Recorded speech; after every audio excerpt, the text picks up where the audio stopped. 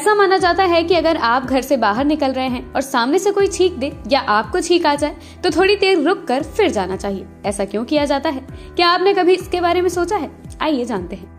छींक शरीर का एक डिफेंस मैकेनिज्म है। अगर बाहर से कोई बैक्टीरिया आ जाए या कोई ऐसी चीज जो आपकी नाक के अंदर इरिटेशन पैदा करती है वो आ जाए तो उस समय नाक के अंदर से नर्वस सिस्टम द्वारा दिमाग को एक मैसेज भेजा जाता है और एक रिफ्लेक्शन होता है जिसमें जोर से फोर्स के साथ अंदर से हवा सांस के साथ छींक के रूप में बाहर निकलती है, जिससे वहां पर आया हुआ बैक्टीरिया, वायरस या कोई ऐसा पदार्थ जिससे एलर्जी हो रही है वो छींक के साथ बाहर निकल जाता है।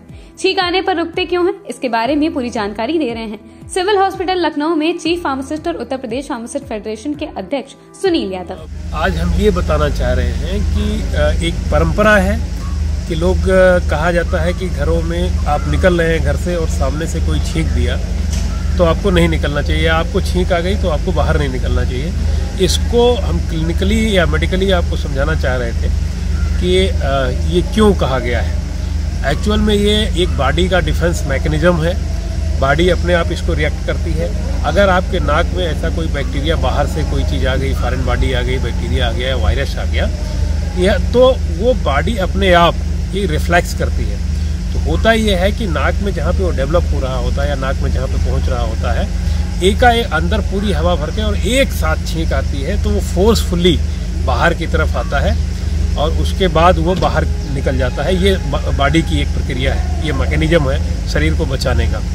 अब इसमें यह है कि क्यों कहा गया कि नहीं जाना चाहिए, वो इसलिए क्योंकि जब भी छींक आती है तो एक जो हमारी एकेडमिक कहती है कि लगभग 40,000 ड्रॉपलेट्स वो बाहर निकलते हैं और 7 से 8 मीटर तक फैल जाते हैं। और उन ड्रॉपलेट्स में बैक्टीरिया या वायरस हो सकता है जो आपके नाक के माध्यम से आया है, छींक के माध्यम से आया है। तो ये कहा जाता रहा शुरू से कि भाई आप बाहर मत जाइए उस समय या सामने मत पड़िए।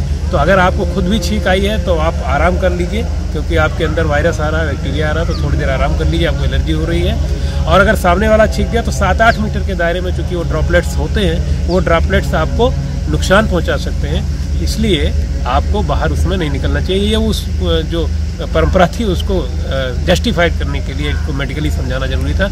और ऐसा ही आपने देखा होगा कि कोविड में ये कहा गया कि जब भी आप छींकिए या आप खांसिए तो हमेशा हाथ को यूँ लगाइए और नीचे आप उसको छींकिएगा तो आपका वायरस नहीं फैलेगा बाहर। तो आज फिर इस चीज़ की ज़रूरत है और इस चीज़ को जानने समझने की ज़रूरत है, इसलिए आप सभी के लिए ये वीडियो आपके साथ।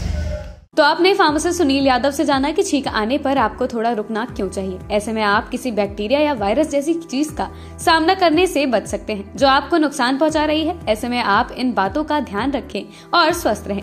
साथ ही स्वास्थ्य से जुड़ी ऐसी ही तमाम जानकारियों के लिए सब्सक्राइब करें हमारा चैनल आरोग्य इंडिया।